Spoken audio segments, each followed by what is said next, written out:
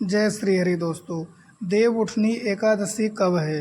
Note कर लें सही डेट, पूजा विधि, शुभ मुहूर्त। हिंदू धर्म में एकादशी का बहुत खास महत्व होता है। हर महीने में 2 बार आने वाली यह तिथि भगवान विष्णु को समर्पित होती है। कार्तिक माह के शुक्ल पक्ष की एकादशी को देव उठनी एकादशी, देव प्रबोधनी एकादशी या देवोत्थान एकादशी कहा जाता है। मान्यता है कि इस दिन भगवान विष्णु 4 महीने की योग निद्रा से जागते हैं और इसी के साथ सभी शुभ कार्यों की शुरुआत होती है। इस दिन भगवान विष्णु के जागने से 4 महीने के चतुर्मास का अंत होता है और इसी के साथ विवाह, गृह प्रवेश, मुंडन जैसे सभी शुभ कार्य दोबारा शुरू हो जाते हैं। ऐसा माना जाता है कि इस दिन व्रत रखने और भगवान विष्णु का ध्यान करने से पापों का नाश होता है, जीवन में सुख, समृद्धि और शांति आती है। देव उठनी एकादशी पर तुलसी विवाह का आयोजन करने से घर में सौभाग्य और समृद्धि आती है। यह दिन भगवान विष्णु और माता लक्ष्मी दोनों की कृपा प्राप्त करने का विशेष अवसर होता है। इस साल 2025 में देव उठनी एकादशी का मान 2 दिन है, 1 और 2 नवंबर। दोनों दिन देवउठान एकादशी रहेगी। एकादशी तिथि प्रारंभ होगी 1 नवंबर 2025 को सुबह 9:11 से, जो कि 2 नवंबर को सुबह 7:31 पर समापन होगा। 1 नवंबर को गृहस्थ और 2 नवंबर को वैष्णव के लिए देव उठनी एकादशी है।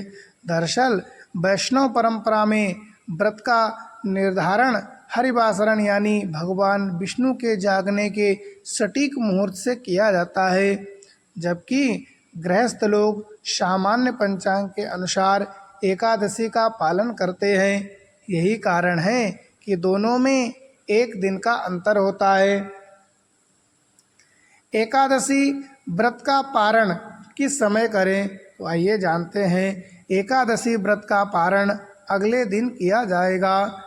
1 नवंबर को व्रत रखने वाले लोग 2 नवंबर को व्रत का पारण करेंगे और 2 नवंबर को व्रत धारण करने वाले लोग 3 नवंबर को व्रत का पारण करेंगे। 2 नवंबर को पारण यानी कि व्रत खोलने का समय दोपहर 1:11 से लेकर 3:23 तक रहेगा। पारण तिथि के दिन हरिवासर समाप्त होने का समय 12:55 तक है।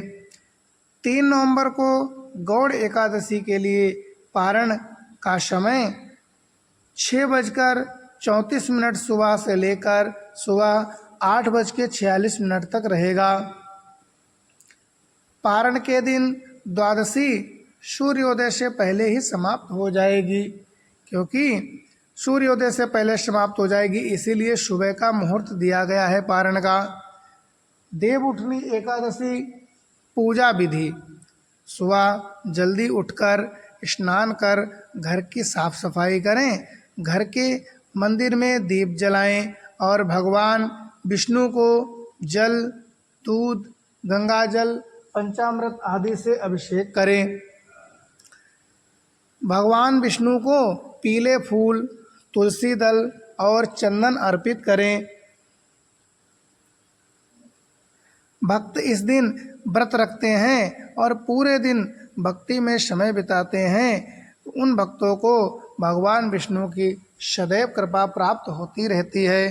देव उठनी एकादशी पर तुलसी विवाह का विशेष महत्व होता है। भगवान विष्णु के शालिग्राम रूप और माता तुलसी का विवाह किया जाता है। पूजा के अंत में भगवान विष्णु और माता लक्ष्मी की आरती करें और उन्हें सात्विक भोग लगाएं। भगवान विष्णु को बिना तुलसी के भोग अर्पित नहीं किया जाता है। आप सभी भक्तों को देव उठनी एकादशी की बहुत बहुत शुभकामनाएं। आपके ऊपर भगवान विष्णु व माता लक्ष्मी की कृपा सदैव बनी रहे। आपका दिन मंगलमय हो। जय श्री हरि।